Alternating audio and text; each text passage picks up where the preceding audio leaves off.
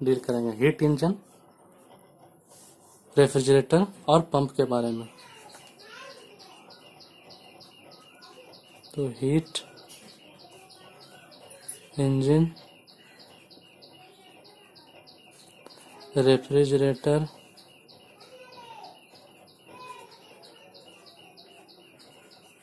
और heat pump,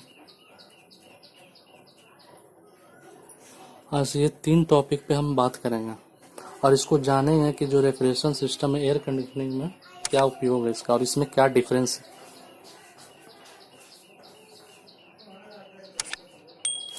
तो जैसा कि हम जानते हैं,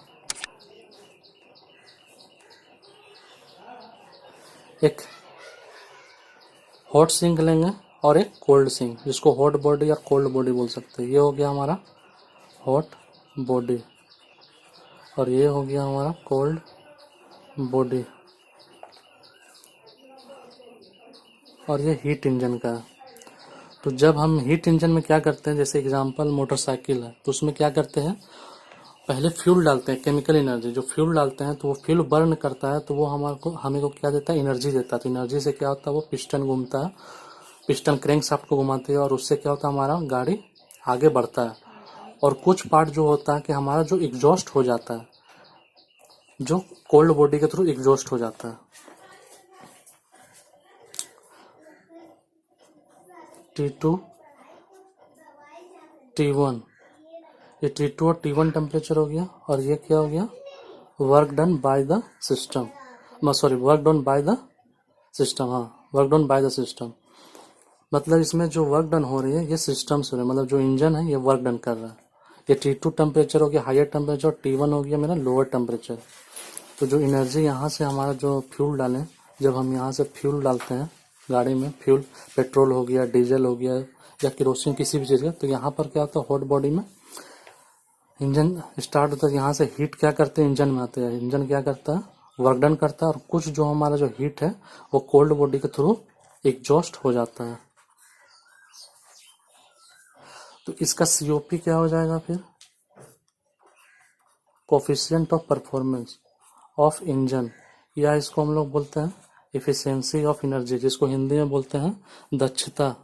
ये किसी भी इंजन का दक्षता हम कैसे जानेंगे, कैसे कितना परफॉर्मेंस दे रहा है और कितना परफॉर्मेंस नहीं दे रहा है, कैसे पता चलेगा, तो वो हम इसके एफिशिएंसी के द्वारा पता कर सकते हैं। तो यहाँ T2 टेम्परेचर हो गया हायर टेम्परेचर, हायर टेम्परेचर और ये हो गया हमारा लोअर टेम्परेचर। तो ये हायर टेम्परेचर होता है, तो जैसे कि हम COP और इफिशियंसी, तो ये क्या होता है, work done by heat supplied, work done by the system, work done by the system divided by heat supplied. तो जब ये हो गया तो वर्क डन क्या हो जाएगा हमारा, Q2 माइनस Q1। इसको हम, ये T2 हो जाएगा, ये T1, इसको हम लोग Q2 भी बोल सकते हैं और Q1 भी बोल सकते हैं। तो यहाँ वर्क डन क्या हो जाएगा, हीट, क्योंकि हीट सप्लाइड का बात हो रहा, तो हीट Q2 के रूप में होगा, हीट सप्लाइड होगा, या टेम्परेचर T2 और ये बॉडी T1। तो यहाँ heat supplied Q2 minus Q1, तो वर्क डन क्या है हमारा, Q2 माइनस Q1, क्योंकि कितना हीट सप्लाइड किए, तो हीट जब सप्लाई किए तो कुछ हीट एग्जॉस्ट हुआ हमारा धुआं साइलेंसर के थ्रू, तो कुछ जो हीट एग्जॉस्ट हुआ तो वो क्या हो गया, जो हीट सप्लाइड मोटर गया उसमें माइनस हो गया heat exhaust, divided by heat, ये वर्क डन, हीट सप्लाइड क्या Q2, तो यहाँ Q2 हो जाएगा। तो इसको हम लोग लिख सकते हैं Q2 bye Q2 divided Q1 bye Q2। तो इसको हम लोग लिख सकते हैं 1 माइनस Q1 माइनस Q2।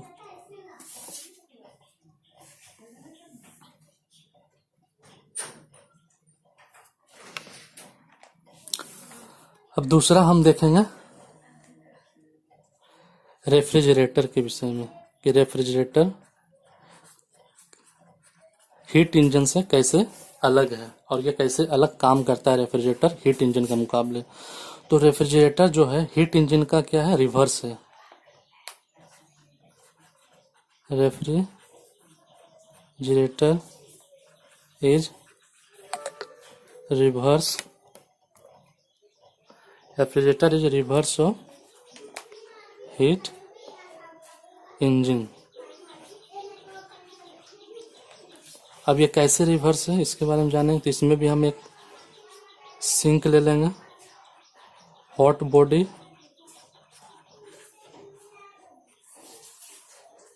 और कोल्ड बॉडी। जब हम देखेंगे hot body cold body, temperature T2 temperature T1, Q2 Q1, यहाँ डिफरेंस देखिए कैसे रिवर्स है। ये डायरेक्शन फ्लो की हाइयर टू लोअर हो रहा था, पर यहाँ पर क्या हो रहा है, हमारा फ्लो लोअर टू हाइयर हो रहा है। पर थर्मोडायनेमिक के पहला लॉ में ये बताया गया कि बॉडी तभी हाइयर लोअर टू हाइयर जब इसमें कोई एक्सटर्नल सोर्स होगा इस बॉडी को रन कराने के लिए, मतलब कोई वर्क डन होगा बाहर से, work done on the system होगा तब, according to first law of thermodynamic. According to first law of thermodynamic. इसमें क्या था, एनर्जी कैन नाइदर बी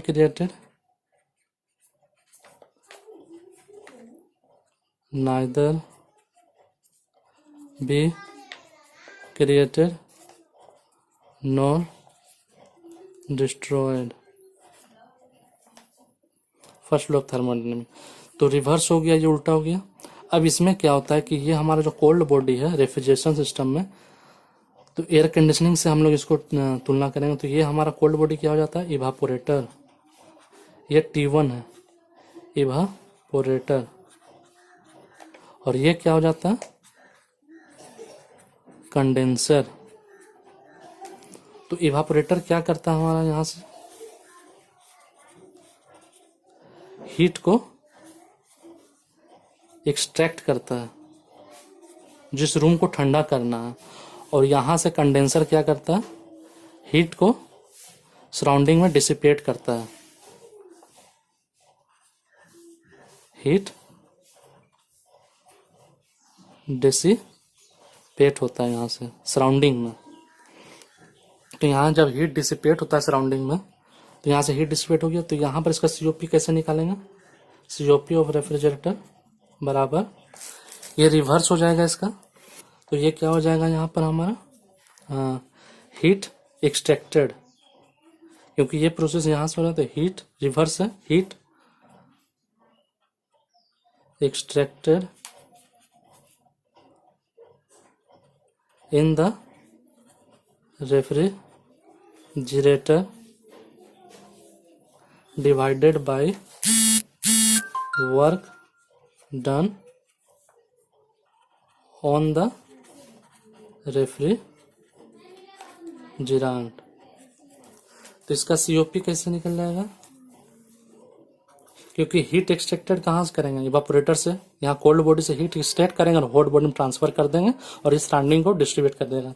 तो ये मेरा क्या हो जाएगा, ये क्या हमारा रूम, जो स्पेस को ठंडा करना है, जिस स्पेस को ठंडा करना है, तो यहाँ से हीट को एक्सट्रैक्ट करेगा। ये स्पेस को ठंडा करना, तो हीट को एक्सट्रैक्ट करेगा, हॉट बॉडी को ट्रांसफर कर देगा, तो यहाँ से हीट को डिसिपेट कर देंगे, तो ये हो जाएगा हीट एक्सचेंज। तो इसको लिख सकते हैं हम COP ऑफ रेफ्रिजरेटर बराबर हीट एक्सट्रैक्टेड कहाँ, Q1 divided by WR equal to Q2 minus Q1, तो Q2 माइनस Q1 ये हो जाएगा। ये इसका क्या हो जाएगा, COP। तो इस COP से अगर हमको टेम्परेचर हीट या टेम्परेचर Q1 Q2 मालूम है, तो हम COP निकाल सकते हैं, या COP मालूम है या Q2 मालूम है तो Q1 निकाल सकते हैं, या Q1 या COP तो Q2 निकाल सकते हैं। तो ये तो हो गया हमारा हीट इंजन और रेफ्रिजरेटर। अब हम जानेंगे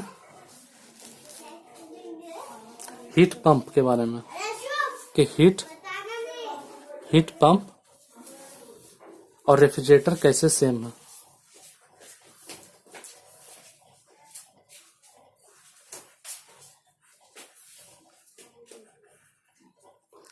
ये हमारा T2 उसी तरह सेम होगा, T1 Q2 Q1। ये हो गया क्या, pump. Work done on the system. Pump और रेफ्रिजरेटर में बस यही डिफरेंस है कि जो हमारा रेफ्रिजरेटर है, इसका जो रेफ्रिजरेटर का जो T1 टेम्परेचर है, ये हमेशा लेस देन एटमॉस्फेरिक टेम्परेचर होता है। The T1 is always less than atmospheric temperature. और पंप में क्या होता है कि टेम्परेचर डिफरेंस, जैसा कि यहाँ T1 नहीं है तो हमको क्या करना है, T2 यहाँ पर रूम को ठंडा करना है, यहाँ से कोल्ड बॉडी से हॉट बॉडी हीट निकालना है स्पेस से, पर यहाँ हीट देना है हमको, यहाँ T2 लेंगे। तो ये T2 is always greater than TA, मतलब T2 is always greater than hot body बोल सकते हैं आप। सपोज मान लीजिए कि रूम का टेम्परेचर मेरा 28 डिग्री है, तो इसका जो इवेपोरेटर का टेम्परेचर है इससे कम होना चाहिए, तभी वो रेफ्रिजरेटर करेगा, अगर नहीं तो वो हीट पंप में तब्दील होगा। तो हीट पंप और रेफ्रिजरेटर में बस टेम्परेचर का डिफरेंस होता है कि T1 टेम्परेचर जो हमेशा एम्बिएंट टेम्परेचर या सराउंडिंग टेम्परेचर से कम होता है, बट हीट पंप में T2 जो हमारा होता है वो ऑलवेज अधिक होता है सराउंडिंग टेम्परेचर से। T2 is always greater than surrounding temperature, that is TA, always greater than surrounding temperature और TA। इसका COP क्या हो जाएगा हमारा, COP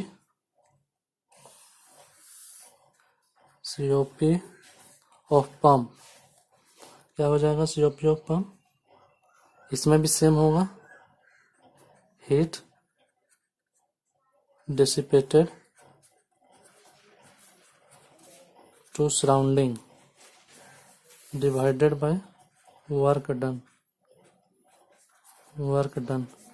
तो क्या हो जाएगा, हीट डिसिपेट कहाँ हो जाएगा, Q2 में, divided by Q2 minus Q1। तब इसको हम लोग क्या करेंगे, COP of pump -1 equal to, इधर -1 किए तो इधर भी -1 करेंगे तो क्या हो जाएगा, Q2 माइनस Q1। ये Q2 कर गया, Q1 बचेगा माइनस Q2 प्लस Q1, ये कट जाएगा तो बचेगा COP ऑफ पंप -1 बराबर Q1 by Q2 minus Q1। अब इसको हम लिख सकते हैं, COP ऑफ पंप क्या हो जाएगा, Q1 by Q2 minus Q1 plus 1। तो अब देख सकते हैं ये जो है Q1 Q2 ये इसके बराबर है, तो इसको हम लिख सकते हैं, इसको हम यहाँ लिख सकते हैं कि COP बराबर COP ऑफ रेफ्रिजरेंट प्लस 1। इसका मतलब ये हो गया कि जो हमारा COP है और COP एक हो या एक से अधिक हो, एक हो या एक से अधिक हो या एक से कम हो, ये डिपेंड किस पे करता है, तो हमारा रेफ्रिजरेशन सिस्टम में करता है। लेकिन जो COP ऑफ पंप है वो ऑलवेज ग्रेटर देन 1 ही होता है, क्योंकि देख सकते हैं कि COP of pump is COP of refrigerator plus 1, इसलिए हमेशा ग्रेटर देन 1 होता है। बस अदर केस में क्या होता है कि COP हमेशा एक से अधिक होता है, एक से कम होता है, क्योंकि ये डिपेंड करता है रेफ्रिजरेशन सिस्टम में। और हीट पंप और रेफ्रिजरेशन सिस्टम में यही डिफरेंस है कि जो हमारा Q1 टेम्परेचर है वो हमेशा, या T1 टेम्परेचर जो हमेशा क्या होता है, लेस देन एटमॉस्फेरिक टेम्परेचर, और जो T2 टेम्परेचर, और हीट पंप के केस में जो T2 टेम्परेचर है always greater than surrounding temperature. और इसमें क्या होता है कि कोल्ड बॉडी से हम लोग